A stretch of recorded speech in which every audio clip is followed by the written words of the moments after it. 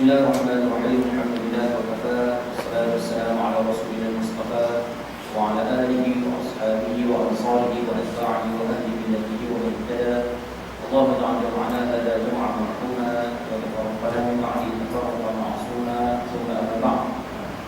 Alhamdulillah, kita akan bersyukuran kepada Allah Subhanahu wa taala. Malam ini malam yang ke-26 daripada bulan Rabiul Awal 1435 Hijrah. Terima kasih dari masyarakat Malaysia, kita kelapangan, kesihatan, sama-sama dapat berada dalam majlismu. Mudah-mudahan teman kita malam ini dilimpah dengan barakah dalam keadaan insya-Allah.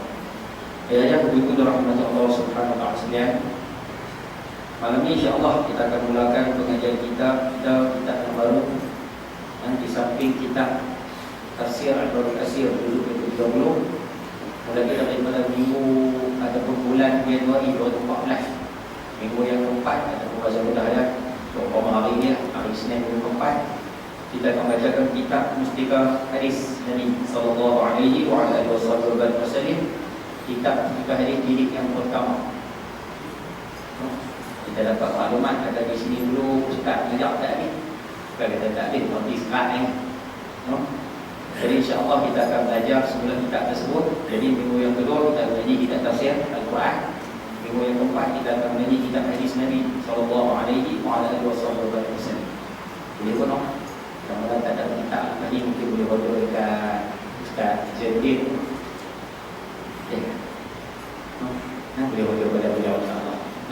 Dan kita harap kalau boleh kitab kira Ustaz Omar kena kalau tidak kitab datang dia bagi ayat ada kitab. Tak apa mana ni dalam salah. Baik. InsyaAllah mulai daripada malam ini kita akan bicara tentang kitab Mustika Hadis. Dan saya cakap kita start pada awal balik. Dia pun start banyak-banyak. Oh jadi tak apa. Doa lagi banyak mok kita bagi insyaAllah. Tak tahu bilang. Kalau sampai saya dapat info mau lagi sudah. Baik. Jadi ayat kepada rahmat Allah Subhanahu wa taala sekalian. Pendahuluan kitab ini kita tak payah bicara. Bukan nak sebut apa yang benar. Apalah kita langkah pun sekalian. Faqala al-musannifu rahimahullahu taala wa nafa'ana bihi fi darin amin insyaallah. Sedikit maklumat, kitab Mustika Hadis ini dikeluarkan oleh bahagian Al-Ehwal Agama Islam Jabatan Perdana Menteri ataupun sekarang nama dia JAKIM. JAKIM pernah keluar tafsir pimpinan Ar-Rahman, keluar zaman Tun Razak sekalian. Dan kitab Mustika Hadis yang ayat bukan pun adalah kitab hadis yang dihimpun ataupun yang dicetuskan oleh Tun Abdul Razak, Perdana Menteri Malaysia yang kedua. Dia bagi cadangan kepada bahagian Al-Ehwal Islam Jabatan Perdana Menteri ataupun sekarang kita sebut JAKIM.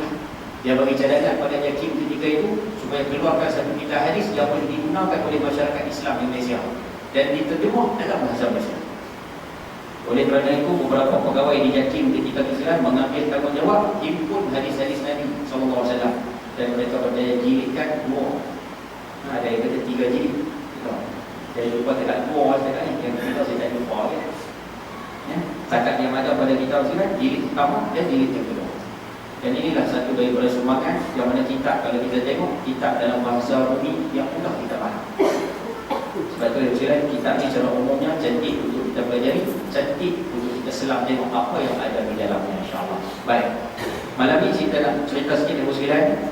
Oleh kerana kitab ni di dalamnya semua ada hadis Nabi sallallahu alaihi wasallam, saya rasa lebih baik kita berkenalan sikit apa yang dimaksudkan dengan hadis. Tak tahu dalam bentuk sebab apa. Ada sebab. Sebelum nak bicara sebelum bab yang pertama, dia ada sedikit tentang istilah ilmu hadis. Dia tak ada bentuk sebab, jadi tak tahu dah bentuk sebab apa. Sebelum bab yang pertama. Yang mana ada kitab sebelum tu lagi dua muka sebab sebelum ada tak ada baik, kita akan sebut sikit usilan. Di dalam Islam ada dua sumber yang terbesar. Yang pertama namanya Al-Quran, yang keduanya namanya hadis.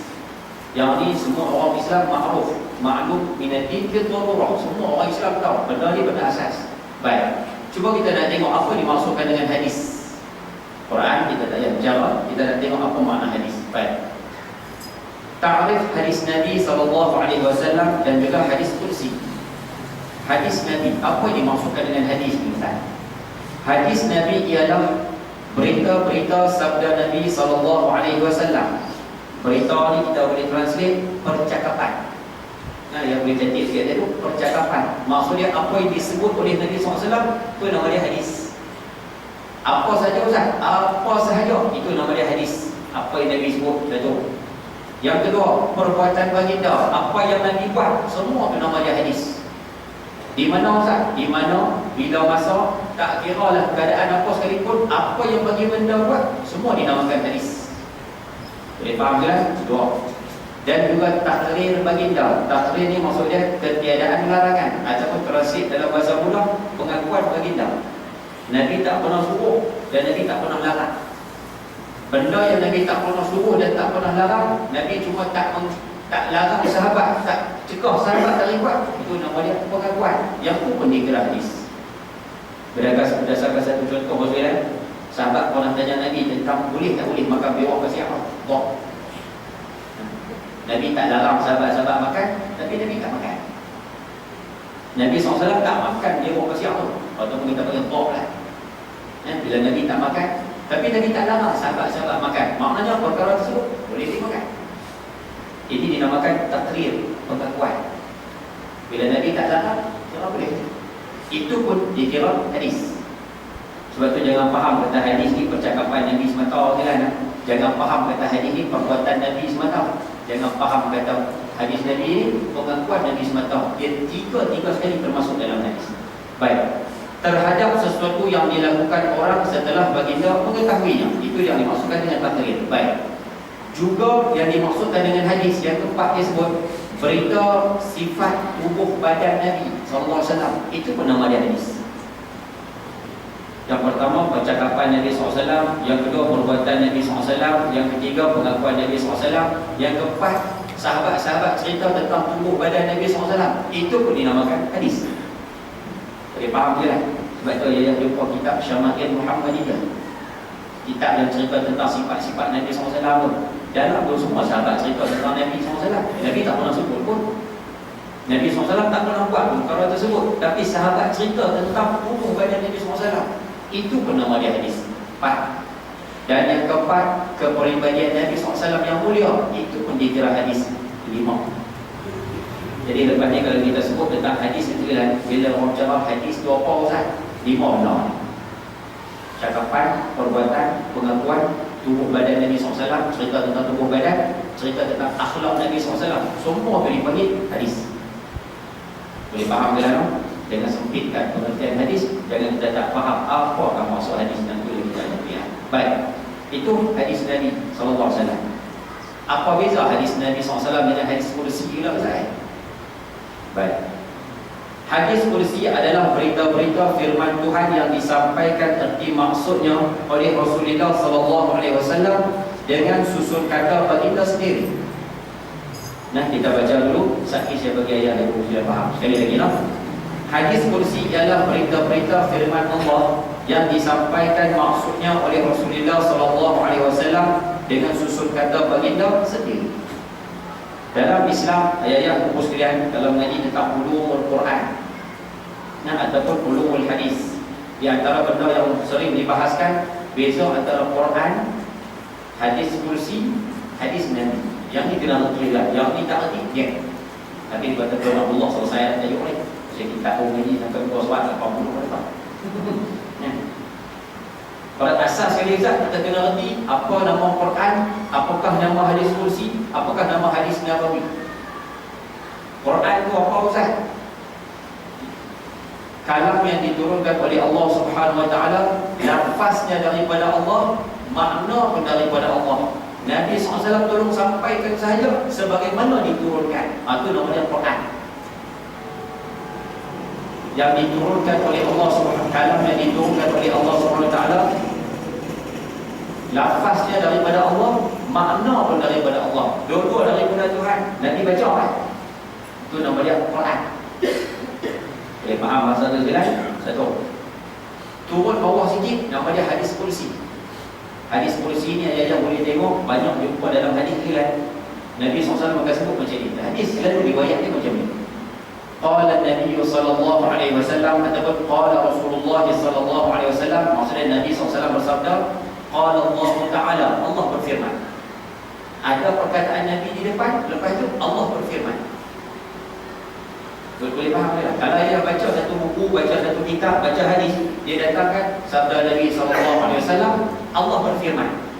Bila ada dua ayat tersebut, hadis tu nama dia hadis kursi. Boleh kenal beza ni macam. Bagi kita orang awam ya. Ada sabda Nabi di depan tu, selepas tu Allah berfirman. Dan hadis kursi ini kebanyakannya cerita tentang kekuasaan Tuhan. Kekuasaan Tuhan. Boleh faham ke tak? Baik. Hadis kursi ni pula kalamnya Ustaz. Kalam yang disebut oleh Nabi SAW, lafaznya daripada Nabi. Nabi SAW gunakan ayat baginda sendiri, tapi maknanya daripada Allah. Ada macam tu, ada tu beza hadis kursi dengan Quran. Quran lafaz tu daripada Allah. Sebab tu kita kena baca seketul-seketul. Waw kena baca waw, ada lam kena baca lam, kena baca sepiji pula. Pasal lafaz tu daripada Allah, makna daripada Allah, tu Quran. Hadis kursi lafaz daripada Nabi SAW sendiri, tapi makna dia daripada Allah.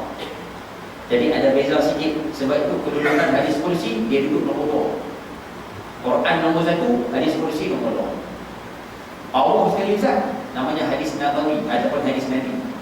Yang ni lafaz daripada Nabi, makna pun daripada Nabi. Faham ini tu? Nampak macam bela kan? Bapak dia orang dia ilmiah sikit lah kan? Nanti dia masuk isi hadis tu baru kita nampak satu-satu. Nah, benda yang kita boleh guna dalam kehidupan kan? Tapi paling kurang kita reti dulu apa beza Quran, apa beza hadis kursi, apa beza hadis Nabi. Antara tiga-tiga, mana yang paling tinggi kedudukan? Quran bernomor 1. Yang kedua Ustaz, hadis kursi. Yang ketiga, hadis Nabi. Dan yang ada dalam kitab ni Ustaz, banyaknya hadis Nabi SAW. Ni dalam kitab ni kita baca. Baik. Dengan ta'rif ini, dengan ta'rif ni maksudnya dengan pengenalan ini, pengenalan hadis kursi ya, nyatalah perbezaan antara hadis kursi dengan Quran. Ada beza hadis kursi dengan Quran. Kerana Quran adalah kalam Allah Ta'ala, lafaznya dan susun katanya diturunkan kepada Rasulullah SAW. Lafaz dengan makna Allah buat turun dua sekali pada Nabi SAW, serta diperintahkan supaya menyampaikan kepada umat manusia. Quran lafaz dengan makna dua daripada Allah. Hadis kursi makna sahaja. Selesai. Baik. Kemudian bila cerita tentang hadis Nabi SAW, dia ada dua benda yang kena tahu. Nah, hadis Nabi ni ada dua benda ni kena tahu. Dua istilah ni, istilah dia mudah saja, tapi kena erti dua ni, sebab dia ada beza. Yang pertama nama dia sanad. Bila datang hadis Nabi SAW, dia ada dua benda kena erti. Nombor 1 nama dia sanad. Nombor 2 nama dia matan. Sanad, matan. Sanad, matan. Orang mengaji hadis, yang ni asal kena erti. Sanad tu apa, matan tu apa. Baik. Sanad tu apa Ustaz?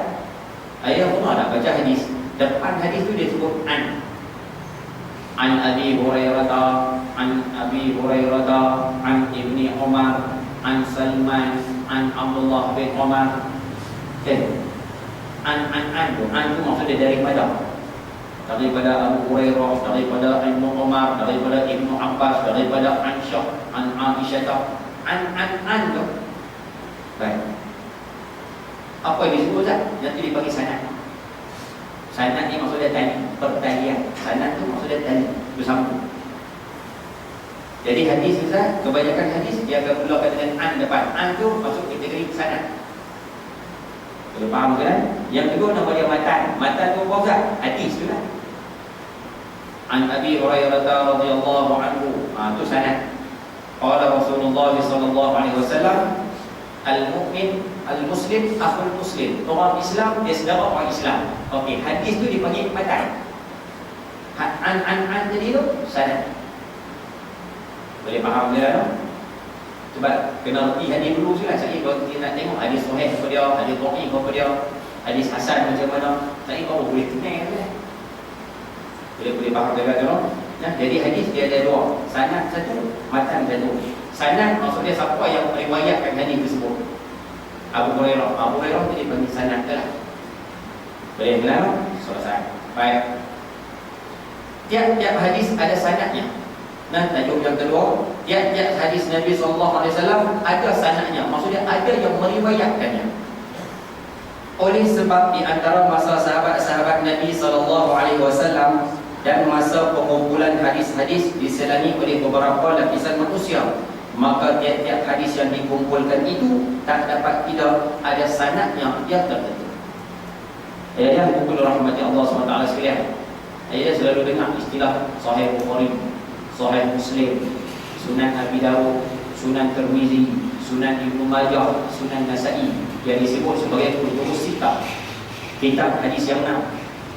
Kalau ustaz-ustaz banyak dia kata kitab hadis yang 6, inilah Bukhari, Muslim, Abu Dawud, Nasa'i, Ibnu Majah, yang apa itu? Apa usah Tirmizi. Nah, tapi kalau ustaz tu mengajar, dia kata kutubul asyarah, kitab hadis 10. Maknanya apa ustaz? Ada tambah 4 lagi. Yang pertama, kitab hadis ataupun musnad Imam Abu Hanifah, musnad Imam Malik dan dipanggil Muwatta, musnad Imam Syafi'i, dan yang keempat musnad Imam Ahmad bin Hanbal. 4 orang ulama fiqh, mereka masing-masing memiliki kitab hadis mereka sendiri.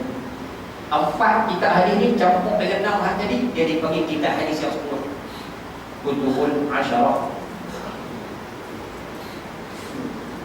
Nampak bila dah nampak kan?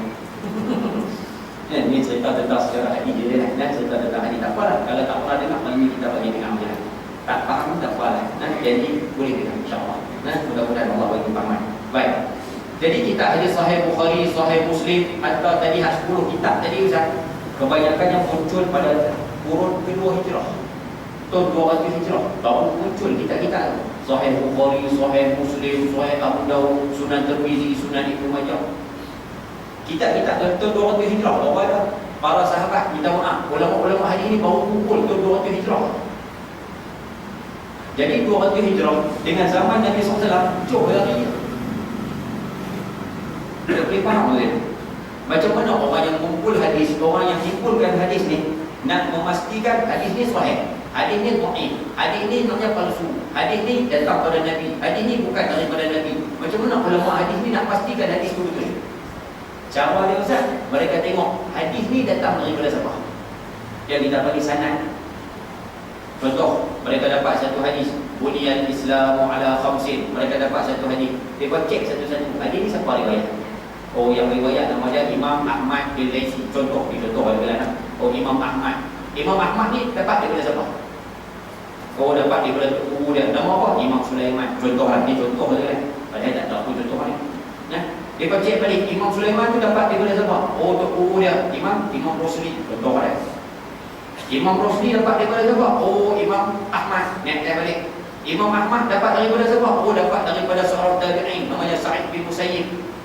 Tabi'in itu dapat daripada siapa? Oh, dapat daripada pak mertua dia sendiri, Abu Hurairah. Abu Hurairah dapat daripada siapa? Dia dengar daripada Nabi SAW sendiri.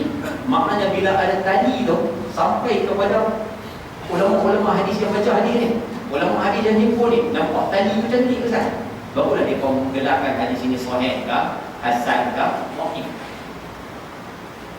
Jadi nak tahu hadis tu betul tak betul Ustaz, dia kena kaji siapa riwayatkan hadis ni ke atas sampai pada Nabi SAW.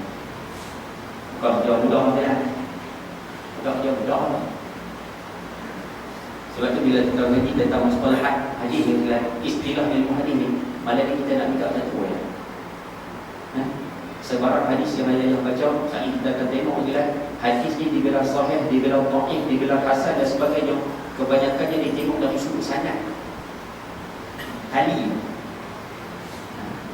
Tapi dari segi matan Ustaz, tak ada siapa orang yang yakin hadis tu betul ataupun tidak. Matan siapa tak pani janji hadis ni betul ataupun tidak. Tapi sanad orang boleh pasti sahih ke tak sahih.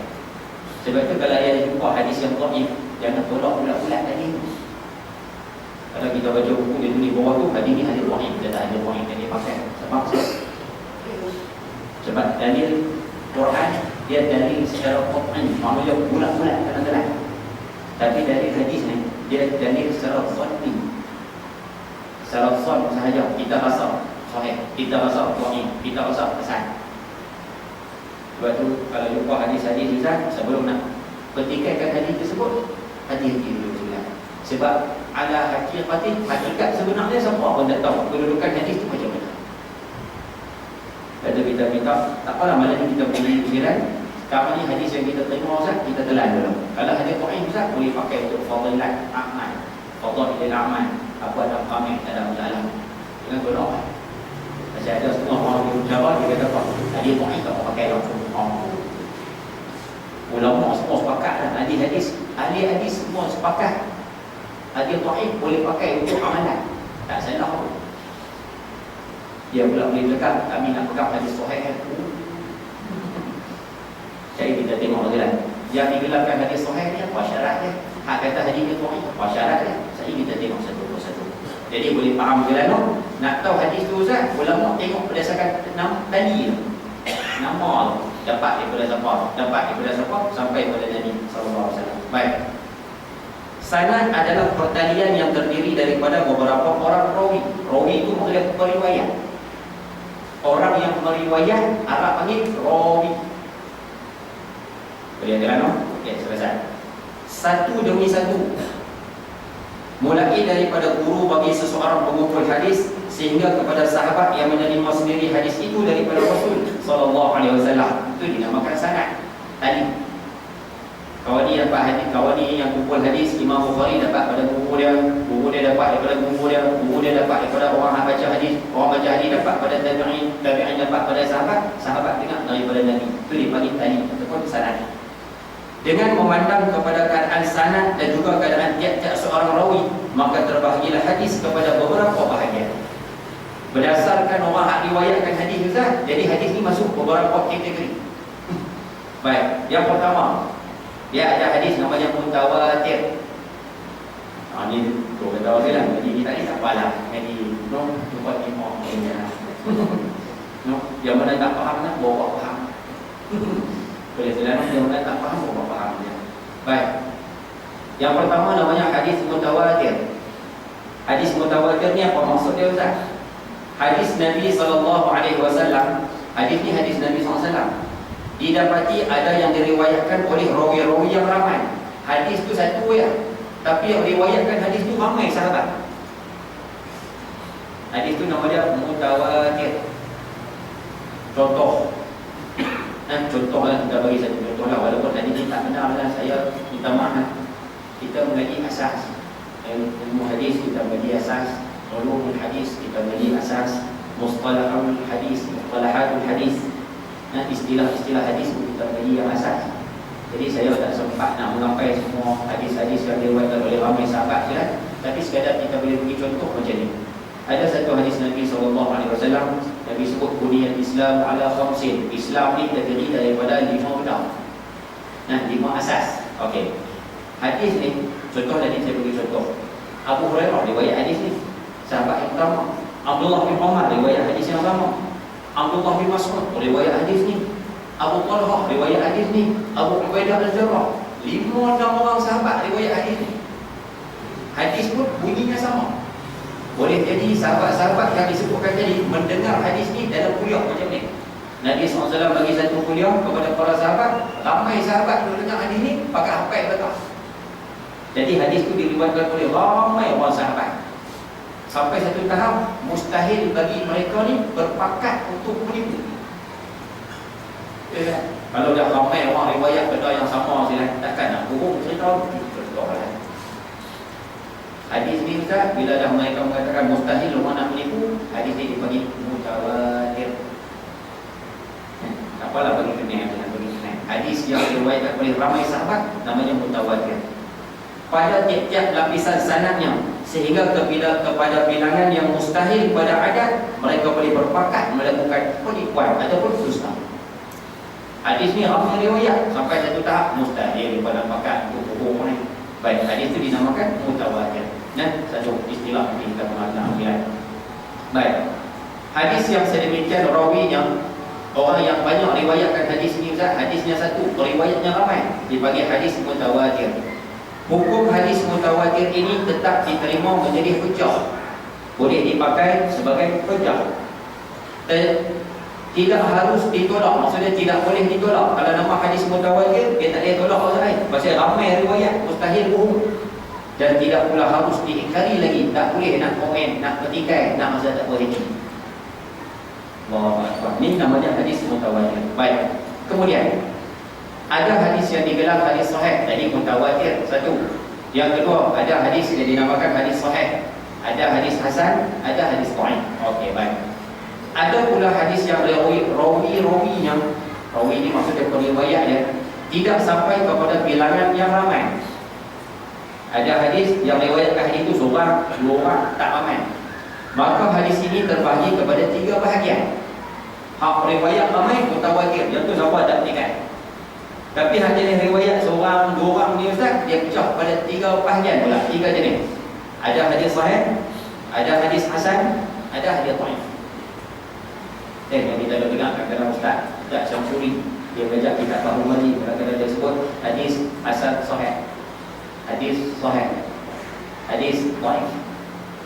Sebab apa Ustaz? Hadis itu dapat gelaran dhaif, dhaif maksudnya lemah, hasan maksudnya baik, sahih maksudnya sah, benar. Kenapa hadis itu dipecahkan seumpama tu Ustaz? Ada ciri-ciri dia yang menyebabkan dia terpecah. Baik, cuba kita tengok satu-satu saja. Boleh tolong apa macam tu boleh kerana boleh mungkin ni tak boleh awal orang dan tajuk ni tak boleh.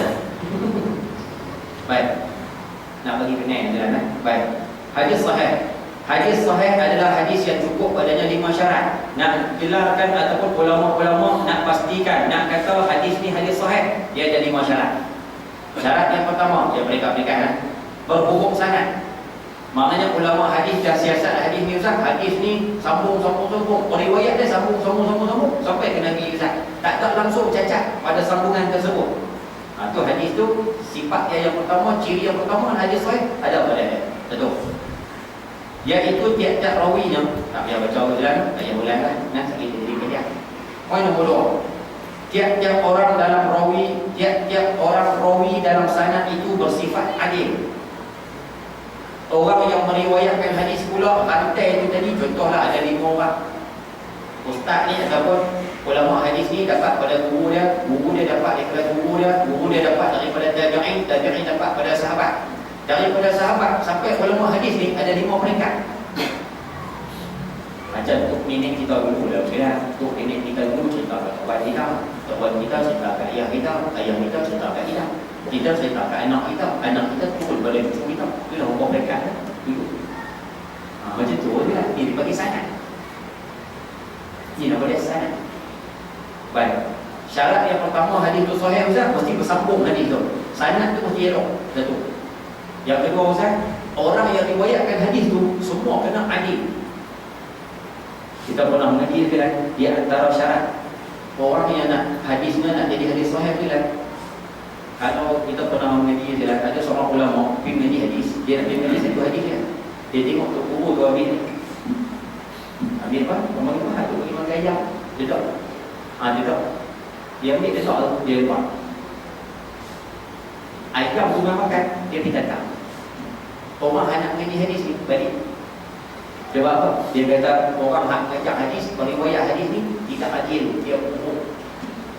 Ataupun istilah kita, dia kena ayam. Kena ayam dia, gugur hadis tu. Nampak tak? Dia dikira orang hak tuku hadis ni dikira tidak adil. Sebab apa? Kena ayam. Ada kita pernah jumpa dia kan? Ni, orang dulu yang riwayatkan hadis, kalau dia semayang buka dia ni, tak dia riwayatkan hadis dari daripada dia. Lepas tu jujur. Jadi Ustaz, kalau kata dia tak pernah berkata dia, maknanya dia jadi periwayat hadis, dia meriwayatkan ini, tetapi hadis dia tak boleh diriwayatkan sebab tak adil. Dia tu tak adil. Ni dah tak pakai. Oh je. Tu kata dulu susah banget. Nak riwayatkan hadis tu, nak jadikan hadis tu hadis sahih tu bukan satu udah senang. Sebab syarat dia mesti adil. Adalah syarat-syarat ini saya pun tak kena sekali banyak okeylah. Lupa punya ah. Sejak law ni lupa punya ah.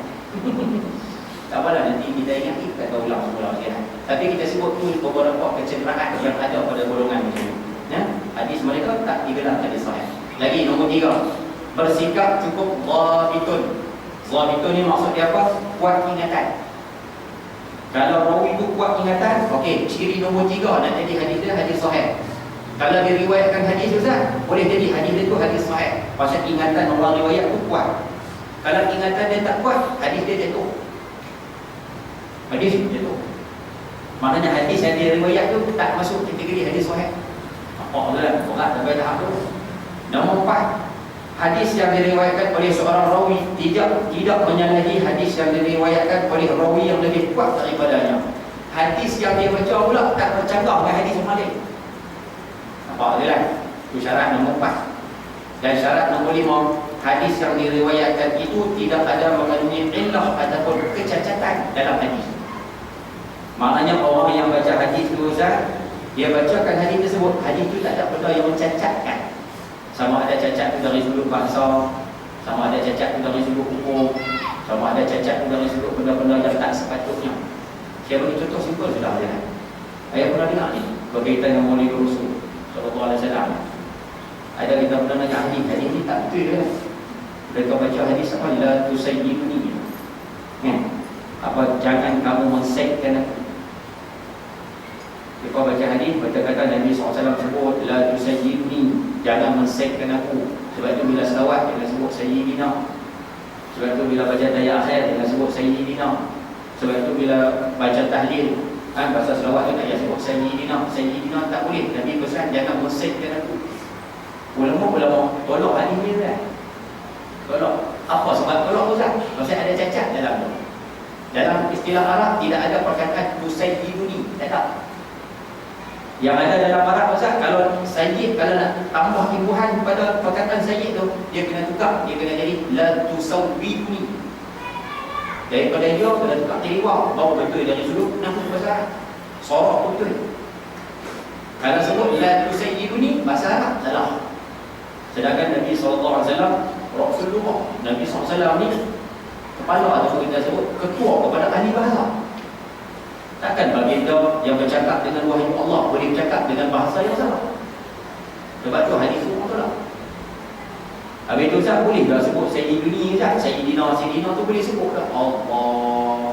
Hadis sahih riwayat Imam Muslim. Ayat tu wala kami baca selawat, kita nak minta tambah Sayyidina. Kita tambah dan baca tahlil tu. Allahumma salli afdal salati ala as'ali makhluqat dika habibillah. Sebut Muhammad ya. Sebutlah Sayyidina Muhammad. Dia disebut Muhammadnya. Kalau kau tu dapat tattoo, kita bagi dia tattoo.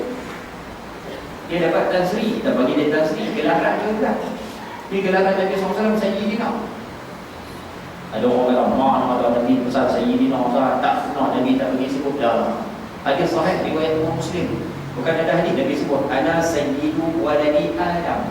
Aku ni penghulu kepada semua anak Adam. Wala fakhrul, bukan nak bangga. Nabi sebut ana sayyid. Aku penghulu semua anak Adam. Okey, tu gelaran penghulu. Jadi bila kita selawat pada Nabi SAW, sebutlah Sayyidina. Faham tak? Nampak tak? Itu contohlah hadis yang ada cacat di situ.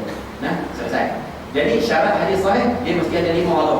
Hubung sanad 1, yang kedua Ustaz Allahumma salli ala Muhammad, riwayatnya adil, yang ketiga kuat ingatan, yang keempat hadisnya tak bercanggah dengan orang lain, dan yang kelima hadisnya tak ada cacat.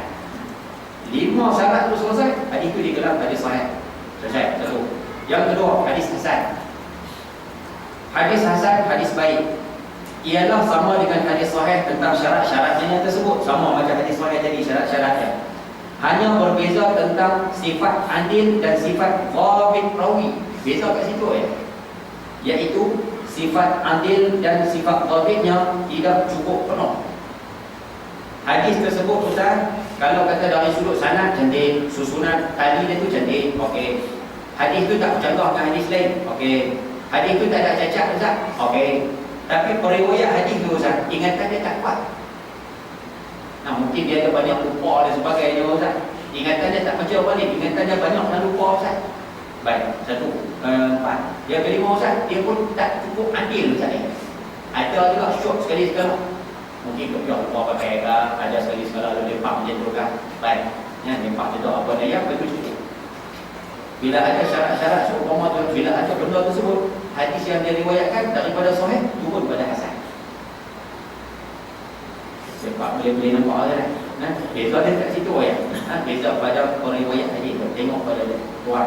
Baik, selesai. Dua. Yang ketiga, hadis dhaif. Hadis dhaif ialah tiap-tiap hadis yang tidak cukup padanya 5 syarat yang tersebut. Bila tak cukup 5 syarat tu, ada satu cacat kalau saya, hadis tu akan jadi hadis dhaif. Contoh, saya bagi satu ujian. Ada orang bicara tentang hadis musalsal, Allah SWT.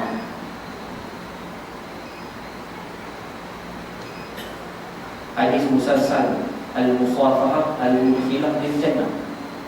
Hadis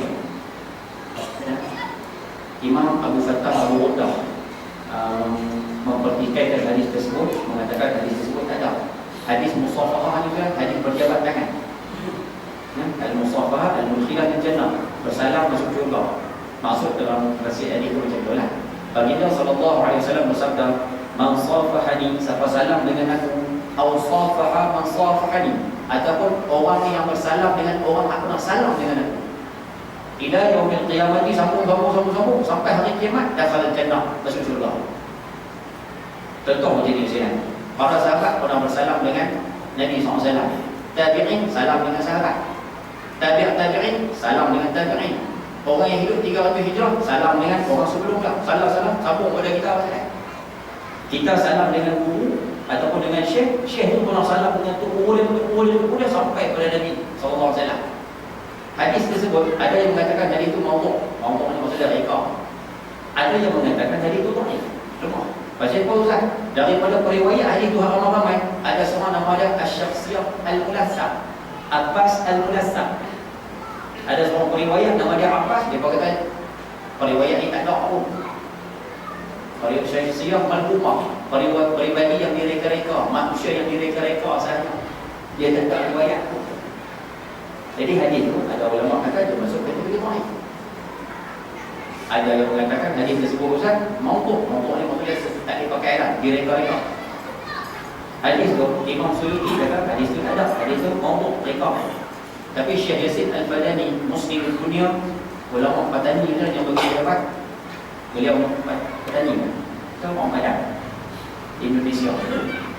Ulama besar Syekh Yasin Al-Fadani, dia mengatakan hadis tersebut ada dan diriwayatkan hadis tersebut. Ada dia punya hujah-hujah ada dalam sini. Tapi kita dah sebut hadis tersebut digelar dhaif Ustaz pasal ada satu sanad dia eksekusi. Bila sanad betul, hadis tersebut akan jadi dhaif. Boleh faham pasal tu dia? Maknanya kalau ada cacat sikit Ustaz, tapi cacat yang tidak terlalu besar, hadis itu akan jatuh darjat dhaif. Baik. Sikit lagi ujian nak biar. Nama tadi kita baca hadis sudahlah. Bulan depan baru kita baca pada kitab baru macam ni kan. Sebab kitab ni sudah cantik ni. Hadis yang kita nak bincang bukan semua cantik-cantik kita tahu ni. Nanti kalau kita cetak audio saya insya-Allah. Baik. Kegunaan hadis. Hadis sahih dan hadis hasan adalah menjadi sumber hukum syarak. Hadis sahih, hadis hasan dua-dua boleh pakai buat hujah, tak ada masalah. Untuk diamalkan dan untuk dijadikan hujah boleh pakai. Sahih boleh pakai, hasan boleh pakai. Hadis dhaif pula hanya boleh digunakan untuk menyatakan kelebihan satu-satu amal supaya dikerjakan. Hadis sahih, hadis dhaif boleh pakai untuk fadail amal sahaja.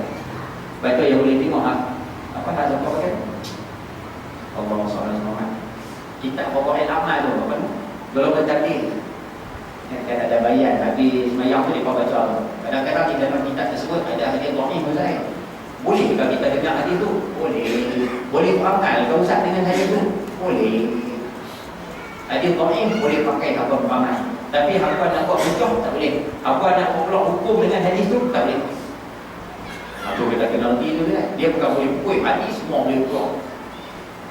Bila kata nama hadis tak semua boleh buat hukum pada hadis tersebut. Dan hadis dhaif tak boleh. Atau menerangkan keburukan suatu bawaan supaya dijauhi. Bahasa mudah kita sebut di sini hadis dhaif ni Ustaz nak cerita sesuatu supaya kita buat, nak cerita sesuatu supaya kita jauhkan perkara tersebut, boleh, tak ada masalah. Itu kegunaan tiga hadis tersebut. Hukum mengenai sesuatu hadis yang terakhir. Hukum yang diberikan kepada sesuatu hadis dengan dikatakan hadis itu sahih. Cuba perhati je lah tadi ini penting ni. Hukum yang diberikan kepada sesuatu hadis, orang nak kata hadis ni hadis sahih ataupun hadis dhaif ataupun hadis hasan, baik, adalah semata-mata berdasarkan kepada keadaan lahir daripada sanad dan rawinya. Semata-mata tengok kedudukan sanad rantai itu dengan orang yang meriwayatkannya sahaja. Nak tahu kata hadis itu dhaif ke, hasan ke, dhaif ke, tengok rawi itu, periwayat dia. Tak kek dengan matan pun, tengok periwayat sahaja. Bukanlah dengan secara pemutus mengikut hakikat keadaan yang sebenar. Dia kata hakikat sebenar, kita pun tak tahu hadis itu kedudukan dia macam mana. Kerana ada kemungkinan berlaku kesilapan pada orang yang bersifat adil dan kepercayaan. Dan kemungkinan juga orang-orang yang menghubung ataupun penghubung bercakap benar. Maka hakikat yang sebenar itu Allah juga yang mengetahui. Dia kata hadis itu sahih ke, hasan ke, dhaif ke, hakikat sebenar kita pun tak tahu. Sebab hadis tu ulama kata sahih pasal dia punya rantai dia.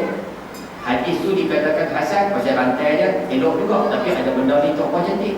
Hadis tu dikatakan dhaif pasal rantai dia putih. Tapi hadis benar siapa pun tak tahu. Wallahu a'lam, Allah sahaja yang mengetahui. Sebab tu kita pesan banyak kali sekalian, kalau kata hadis itu hadis dhaif sekalipun, hakikat sebenar kita pun tak tahu. Adakah dia betul-betul dhaif ataupun dia sebenarnya sahih, kita pun tak tahu. Tapi kalau kata hadis itu hadis sahih, sanad yang baik dan sebagainya, kita terima hadis itu sebagai hadis sahih. Sebab itu ulama pernah sebut dalam satu ungkapan mereka, cuma hadis sahih riwayat Imam Bukhari, Imam Muslim. Dua hadis tersebut memang terang-terang dipercayai ataupun disahkan kesahihannya. Siapa pakar hadis-hadis tersebut, Bukhari Muslim, hukumnya kafir. Yang itu kita boleh kena. Tapi hadis kita tak tahu saja. Boleh faham kan? Sebab itu hadis dhaif, ulama majoriti terima hadis tersebut boleh pakai untuk perbuatan-perbuatan amalan, insya-Allah. Jadi yang sekalian, itu sebab sedikit istilah tentang ilmu hadis ataupun ilmu hadis. Mudah-mudahan ambil pengajaran mutawatir, sahih, hasan, dhaif. Jadi kita ertilah. Lepas ni bila sebut hadis sahih, kita tahu apa maksud hadis sahih. Bila baca hadis dhaif, kita tahu. Hadis maudhu pun kita erti, insya-Allah. Pertemuan yang akan datang, kita akan tengok tentang tajuk yang pertama. Nabi SAW nak pesan kepada kita tentang sebaik-baik perkataan dan sebaik-baik pimpinan yang ada di dalam Islam. Dan pimpinan maksudnya sebaik-baik panduan yang ada di dalam Islam. Nanti kita akan bicara hadis ini. Jadi ini cantik. Cuma kita cadang sekali lagi Ustaz jadi dia boleh bawa. Dan siapa yang nak order kita boleh pesan kepada saya boleh. Boleh berjaya. InsyaAllah dan dia boleh kita InsyaAllah lebih cantik. Ayah mungkin orang macam kau sama sekalian. Saya tak ada. Saya sebut tentang dua manusia yang mimpi kepada Nabi setiap malam. Sebut. Boleh. Boleh apa? Baik. Baik. Kita nak sebut sikit lah. Oleh kerana sekarang kita masih lagi dalam bulan Rabiul Awal, kita nak minta kalau boleh Muslim banyak-banyakkan selawat kepada Nabi sallallahu alaihi wasallam. Minimum kalau boleh sehari buatlah 300 kalau boleh kan. Kalau boleh. Tak boleh 100, tak boleh 10. Tak dapat 10 3 tak dapat 1. Baiklah nak. Baik. Atas muka bumi ni, orang kita dengar pula Syekh Nuruddin Marfu Al-Qadri Al-Makki. Dia sebut ada dua manusia di muka bumi ni tiap malam hidup mimpi kepada Nabi SAW. Betul? Baik. Yang pertama, manusia yang bernama Anas bin Malik radhiyallahu anhu, khadam Nabi SAW. Tiap malam hidup mimpi kepada Nabi SAW. Daripada umur 20 lebih sampai meninggal dunia umur 100. Maknanya 80 tahun mimpi hidup jumpa Nabi SAW. Hidup mimpi jumpa Nabi SAW. Apa kelebihan dia Ustaz? Dalam kitab sejarah sebut dia tak ada pun sembahyang 1000 rakaat, tak ada. Baca Quran sehari 8 kali, tak ada. Apa puasa tiap hari, tak ada. Cuma dia ada satu je. Waktu baginda SAW hidup dia cukup menjaga adab dia dengan Nabi SAW. Tak pernah cakap kasar, tak pernah lupa, tak politi, tak pernah buat lebih kurang pada Nabi SAW. Adab dia cukup baik dengan Nabi SAW. Allah bagi mimpi dia tiap malam. Betul. Adab masa dia hidup. Jadi mungkin kita tak boleh nak tiru je lah. Manusia yang kedua namanya Imam Malik bin Anas. Malik bin Anas ni pengasas mazhab Maliki. Imam Syafi'i, nama dia Imam Malik. Imam Malik bin Anas dia tiap malam mimpi kepada Nabi SAW. Dia mengatakan, ma bitu lailatan illa wa ra'aitu fiha Rasulullah. Aku ni tidur malam, tiap malam mimpi kepada dia. Tiap malam mimpi. Apa yang dia buat Ustaz sampai dapat Ustaz? Jadi kita boleh tipu kan. Beliau ketika mana nak baca hadis Nabi SAW, tunggu satu sekali dia akan masuk dalam bilik mandi. Lepas mandi pakai baju baru. Kemudian Ustaz pakai sobat. Kemudian pakai perhiasan, kain dan kepala. Dia tengok orang Arab Saudi semua kain dan kepala. Imam Malik tu pakaian Imam Malik tu perhiasan, tapi dia pakai serban ni kan. Kain. Kita boleh buka nanti pun boleh buat kan. Tak ada lah, serban, kain dan kepala. Itu pakaian Imam Malik radhiyallahu anhu. Kemudian dia nak mengajar hadis, dia tu ada kursi yang special. Dia duduk dalam kota Madinah, tak pernah pakai kasut. Kaki ayam. Duduk dalam Madinah. Dan dia tidak pernah menaiki sebarang tunggangan. Tak pernah naik apa. Dia nak kaki. Bila dia tanya kepada beliau, sedangkan beliau pernah dapat hadiah kuda yang lebih mahal daripada orang lain. Bila ditanya kenapa kamu tak naik wahai Tuan Imam? Dia kata bagaimana aku nak naik tunggangan, aku nak pakai kasut, sedangkan di bawah Madinah ni ada jasad manusia yang paling mulia tadi. Aku nak pakai ni, manusia paling mulia ada di dalam Madinah mana ni? Ada di bawah tanah ataupun ada di Madinah mana ni? Lepas tu kita pergi buat umrah Al-Zilan. Kalau sampai ke Madinah, jangan buat lebih kurang nak buat. Kata Al-Zilan, Imam Malik dia kau sampai tahap seumpama tu, Allah bagi kita mimpi jumpa Nabi tiap malam. Kita hari ni 40, 50, 60, 70 orang. Sekali pun tak pernah mimpi jumpa Nabi SAW. Sekali itu tak pernah. Bukan kata nak jumpa Nabi Isa, tak layak kami usaha banyak, okey. Kalau kata Nabi SAW, kita tak dapat rezeki bertemu dengan baginda dalam mimpi. Ulama-ulama, kita tak mimpi ke?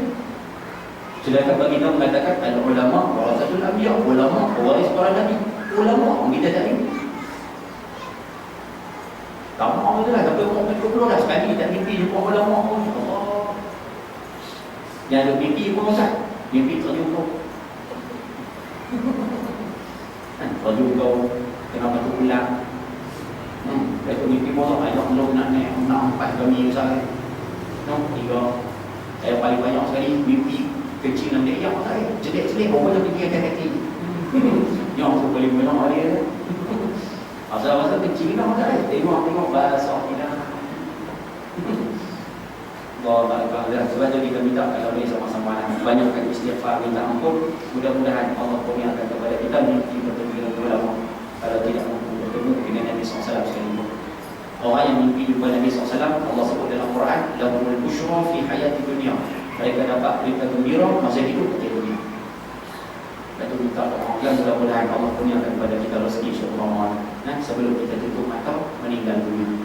Mudah-mudahan sama-sama mengajar insya-Allah. Jadi sudah cukuplah sekadar untuk malam ni. Yang baik daripada Allah Subhanahu Wa Taala untuk manusia sendiri. Siapa ada soalan tak kira lepas mayang boleh tanya insya-Allah. Wabillahi taufiq wal hidayah. Assalamualaikum warahmatullahi wabarakatuh. Bismillahirrahmanirrahim. Alhamdulillahirabbil alamin. Wassalatu wassalamu ala asyrafil anbiya'i wal mursalin wa ala alihi wa sahbihi ajma'in. اللهم ارزقنا فهم النبيين وحفظ المرسلين وكلام الملائكة المقربين. اللهم اغفر لنا ذنوبنا ووالدينا وارحمنا كما ربنا صغارا ولجميع المسلمين والمسلمات والمؤمنين والمؤمنات برحمتك يا ارحم الراحمين. اللهم ارزقنا متابعة النبي صلى الله عليه وسلم أولا وآخرا وظاهرا وباطنا وقولا وفعلا وعبادة وعملا صالحا. وصلى الله على سيدنا محمد وعلى آله وصحبه وسلم والحمد لله رب العالمين. Kita tahu dengan tasbih kafarah dan surah